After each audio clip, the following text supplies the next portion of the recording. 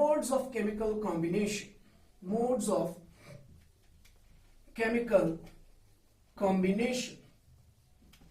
Modes of chemical combination. Atoms combine कैसे करते हैं, ठीक है. So basically we will be basically discussing the types of chemical bonds, ठीक है ना. तो सबसे पहला तरीका बॉन्ड बनाने का, ऑक्टेट को कंप्लीट करने का, that is what we call as by complete transference of electrons. By complete transference of electrons. और इस तरह से जो बॉन्ड्स बनेंगे, उन बॉन्ड्स के लिए हम एक स्पेशल नाम यूज करते हैं. वी कॉल सच बॉन्ड्स और such forces of attraction as ionic bond, और इसको हम एक और नाम देते हैं, we also call it as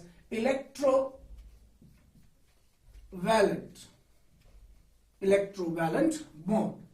ठीक. तो सबसे पहले हम डिस्कस करेंगे पहला मेथड, पहला mode of chemical combination by complete transference of electrons, जिसको हमने नाम दिया आयोनिक बॉन्ड या इलेक्ट्रोवैलेंट बॉन्ड. ठीक. सो आयोनिक बॉन्ड कैसे बनता है? हमें सबों को पता है ऑलरेडी कि इलेक्ट्रॉन्स जो होते हैं किसी भी एटम के अंदर, वो उसके एटॉमिक ऑर्बिटल के अंदर होते हैं, और उस एटॉमिक ऑर्बिटल के अंदर इलेक्ट्रॉन के ऊपर न्यूक्लियस का कुछ फोर्स ऑफ अट्रैक्शन होता है. ठीक. That means the electron is held with some force of attraction with the nucleus of its own atom. ठीक. नाउ कंप्लीट ट्रांसफरेंस का मतलब क्या है? ये बॉन्ड उस वक्त बनेगा जब एक एटम अपने ऑर्बिटल्स में से इलेक्ट्रॉन्स को कंप्लीटली बाहर निकालेगा और दूसरा एटम उसके बाहर निकाले हुए इलेक्ट्रॉन को अपने ऑर्बिटल्स में जगह देके उसके साथ मतलब उसके इलेक्ट्रॉन्स को जगह देगा. ठीक है ना. सो दैट मींस सिंपल तरीका है, सिंपल मेथड ऐसे है. से फॉर एग्जांपल इसको एक लॉजिकल एग्जांपल से समझाने की कोशिश करेंगे. For example we are two friends. ठीक. Friend A and friend B. ठीक है. फ्रेंड ए जो है, इस फ्रेंड ए के पास 11 रुपीज है, 11 रुपीज. ठीक. और फ्रेंड बी के पास 9 रुपीज है. ठीक. और इन दोनों को क्या खरीदना है? इन दोनों को लाना है चॉकलेट ऑफ 10 रुपीज. 10 रुपए का इनको क्या लाना है? चॉकलेट लाना है. ठीक. तो अगर मैं आपसे कहूं कि इन दोनों में से क्या फ्रेंड ए, क्या जो ये पर्सन ए है, क्या ये 10 रुपए का चॉकलेट खरीदने की टेंडेंसी रखता है? शाबाश. यस. क्योंकि इसके पास क्या है? 11 रुपए. ठीक है. और अगर मैं दूसरे शख्स की बात करूं, बी, इसके पास कितने रुपीज है? 9 रुपीज. तो क्या ये भी चॉकलेट खरीद सकता है? You will say no. ठीक है ना. लेकिन अगर मैं देखूं, इसके पास सिर्फ 10 रुपए की रिक्वायरमेंट है, लेकिन है इसके पास 11 रुपए, और इसके पास 9 ही रुपए हैं, और इसको 1 रुपए की कमी है. ठीक है. तो ये तो ऑलरेडी खरीद सकता है, लेकिन ये बेचारा खरीद नहीं सकता है. ठीक. नाउ ये क्या कर सकते हैं? ये जो पर्सन ए है, दयालु है. ठीक. तो ये क्या करेगा? ये अपना 1 रुपए कंप्लीटली इसको डोनेट कर देगा, इसको दे देगा. ठीक है ना. सो दैट इसके पास क्या रहेंगे? इसके पास रहेंगे 10 रुपए.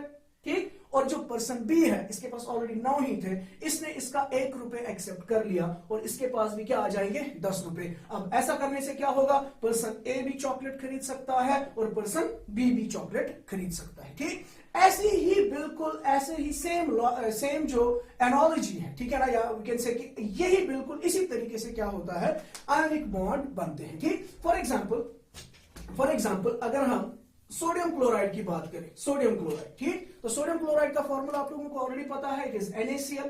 नाउ अगर सोडियम क्लोराइड की हम बात करें, तो ये बॉन्ड किस किस के दरमियान बना है? सोडियम एटम और क्लोरीन एटम. तो अगर मैं सोडियम एटम की बात करूं, सोडियम एटम का अभी हमने बताया इलेक्ट्रॉनिक जो काउंट है वो है 11 इलेक्ट्रॉन्स. तो इसकी कॉन्फ़िगरेशन क्या है? 2, 8 एंड 1. और क्लोरीन की अगर हम बात करें, इसका एटॉमिक नंबर 17 है, तो 2, 8 एंड 7. नाउ अगर आप देखें तो क्लियरली ये सिचुएशन इस सिचुएशन की तरह है. इसमें सोडियम जो है, इसकी वैलेंस शेल में 1 इलेक्ट्रॉन है. अभी हमने बताया कि सोडियम हमेशा किस कोशिश में लगा रहेगा? It will always have a tendency to be like that of its nearest noble gas, that is neon. ठीक है. और नियोन के अंदर क्या होता है? Configuration 2 and 8. तो अगर आप देखें, इसकी कॉन्फ़िगरेशन में क्या है? लास्ट शेल में 1 इलेक्ट्रॉन, और ये एक इलेक्ट्रॉन इसके पास एक्स्ट्रा इलेक्ट्रॉन है, ठीक है ना। तो ये हमेशा क्या चाहेगा कि ये एक इलेक्ट्रॉन इसकी शेल से, इसके ऑर्बिटल से क्या होना चाहिए, बाहर निकलना चाहिए। तो जब ये बाहर निकलेगा, उसको निकालने के बाद इसके पास क्या बचेगा, 10 ही इलेक्ट्रॉन्स बचेंगे और उनकी कॉन्फ़िगरेशन क्या होगी, 2 and 8। और ये किसकी तरह दिखने लगेगा, नियॉन की तरह। और अगर ये नियॉन की तरह बन गया तो ये जो है ये स्पीशीज क्या अटेन करेगा, स्टेबिलिटी, ठीक है। सिमिलरली क्लोरीन की अगर हम बात करें, इसकी कॉन्फ़िगरेशन 2, 8 and 7 और इसकी लास्ट शेल में इलेक्ट्रॉन्स कितने हैं, 7 होने कितने चाहिए, 8 होने चाहिए। So it will always have a tendency to accept that electron, ठीक है ना। तो ये क्या करेगा, हमेशा ये सोडियम अपना इलेक्ट्रॉन लूज कर देगा। और जब भी एक एटम अपना इलेक्ट्रॉन लूज कर देता है, उसके ऊपर एक चार्ज आ जाती है, that charge is a positive charge. जितने इलेक्ट्रॉन से लूज करेगा उतनी पॉजिटिव चार्ज इसके ऊपर आ जाएगी, ठीक। तो सोडियम के ऊपर क्या आ जाएगा, Na पॉजिटिव। सिमिलरली क्लोरीन ने क्या किया, ये इलेक्ट्रॉन एक्सेप्ट करके क्या बना लिया, Cl नेगेटिव। जाहिर सी बात है, इसने दूसरे का इलेक्ट्रॉन अपनी शेल्स में, अपने ऑर्बिटल्स में रखा, तो इसकी नेगेटिव चार्ज इंक्रीज हो जाएगी। As a result of that यहां पे भी एक आयन बन जाएगा, यहां पे भी एक आयन बन जाएगा। पॉजिटिवली चार्ज आयन को हम नाम देते हैं कैटाइन और नेगेटिवली चार्ज आयन को हम नाम देते हैं एनाइन, ठीक। सो अब चूंकि कैटाइन और एनाइन जब भी एक दूसरे के नजदीक आएंगे, there will be an electrostatic force of attraction that will hold the two species together and that electrostatic force of attraction is what we call as an electrovalent bond और an ionic bond, ठीक। तो simply अगर हम कहें ionic bond कैसे बनता है, जब एक स्पीशीज ऐसा हो जिसकी वैलेंस शेल में एक्स्ट्रा इलेक्ट्रॉन्स मौजूद हो और दूसरा स्पीशीज ऐसा हो जिसकी वैलेंस शेल में इलेक्ट्रॉन्स की कमी हो, तो उस वक्त क्या होगा, जिसके पास एक्स्ट्रा इलेक्ट्रॉन्स है वो अपने इलेक्ट्रॉन्स कंप्लीटली लूज करेगा और जिसके पास इलेक्ट्रॉन्स कम है वो अपने इलेक्ट्रॉन्स कंप्लीटली, वो उसके इलेक्ट्रॉन्स कंप्लीटली गेन करेगा। नतीजे के तौर पर दोनों स्पीशीज के ऊपर अपोजिट चार्जेस आ जाएंगी और उन अपोजिट चार्जेस की वजह से वहां पे एक electrostatic force of attraction develop होगा। उसी इलेक्ट्रोस्टैटिक फोर्स ऑफ अट्रैक्शन को हम नाम देंगे आयनिक बॉन्ड या इलेक्ट्रोवैलेंट बॉन्ड, ठीक है, सिंपल।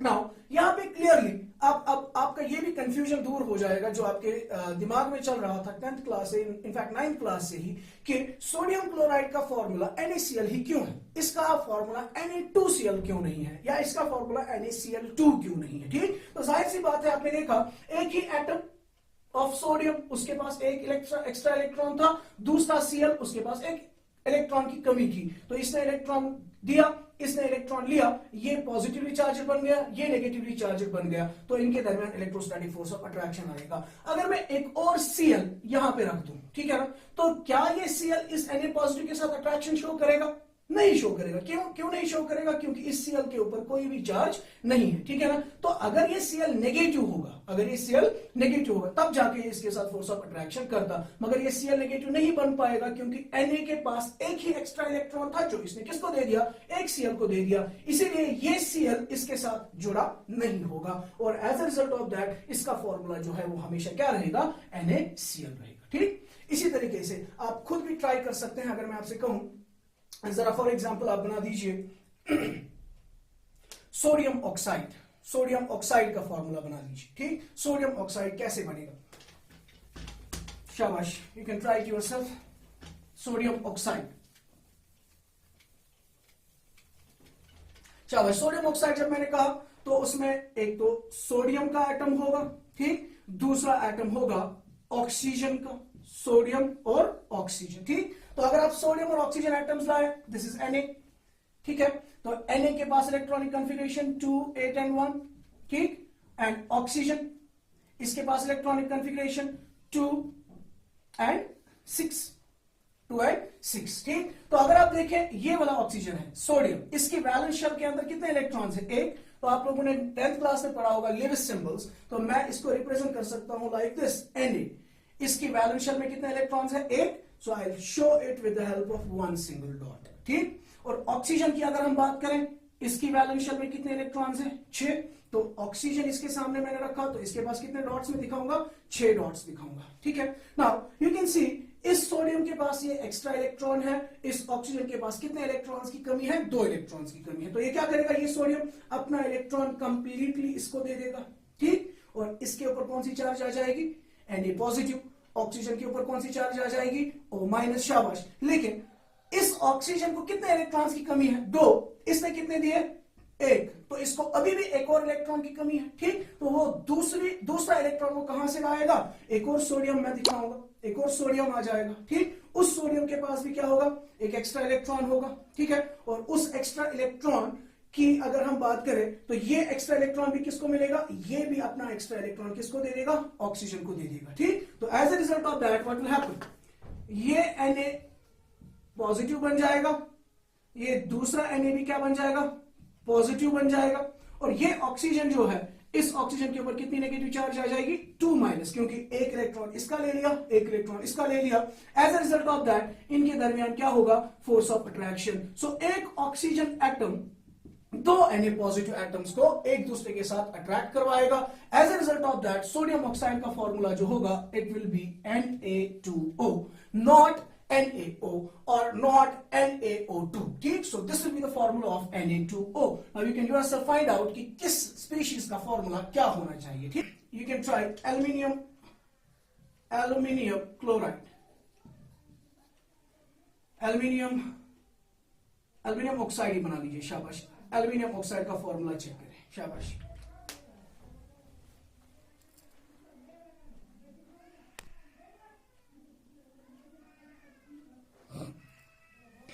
शाबाश, वेरी नाइस।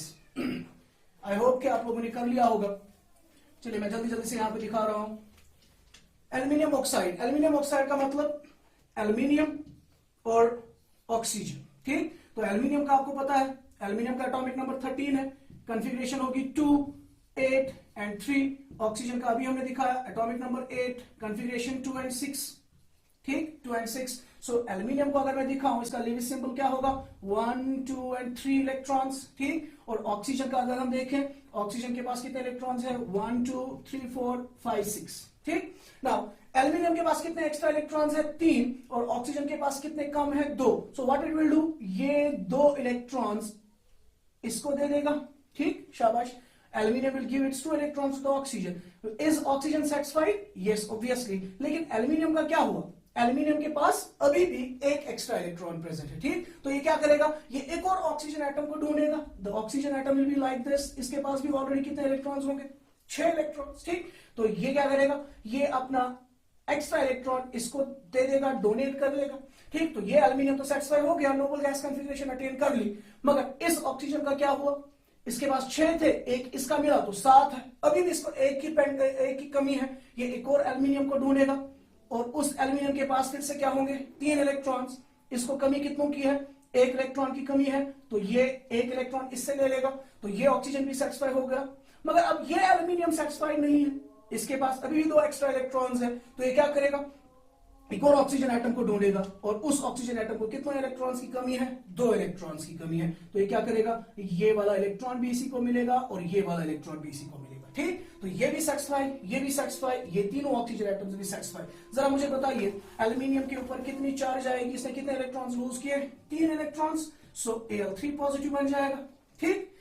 इस ऑक्सीजन का देखें, इसने 2 इलेक्ट्रॉन्स एक्सेप्ट किए, 2-। नेक्स्ट एल्यूमिनियम का 3 इलेक्ट्रॉन्स लूज किए, 3 पॉजिटिव।